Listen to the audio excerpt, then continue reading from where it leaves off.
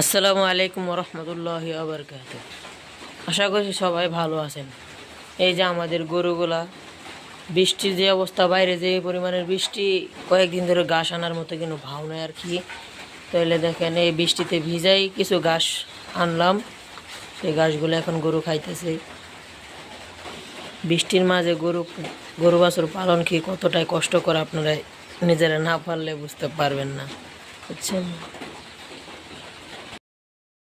আসসালামু আলাইকুম রহমতুল্লাহি আবরকাতুহ। আশা করছি সবাই ভালো আছেন। এই যে আমাদের গরুগুলা, বৃষ্টির যে অবস্থা, বাইরে যে পরিমাণের বৃষ্টি, কয়েকদিন ধরে ঘাস আনার মতো কিন্তু ভাও নেই আর কি। তাহলে দেখেন, এই বৃষ্টিতে ভিজাই কিছু ঘাস আনলাম, সেই ঘাসগুলো এখন গরু খাইতেছে। বৃষ্টির মাঝে গরু বাছুর পালন কি কতটাই কষ্টকর, আপনারা নিজেরা না পারলে বুঝতে পারবেন না, বুঝছেন।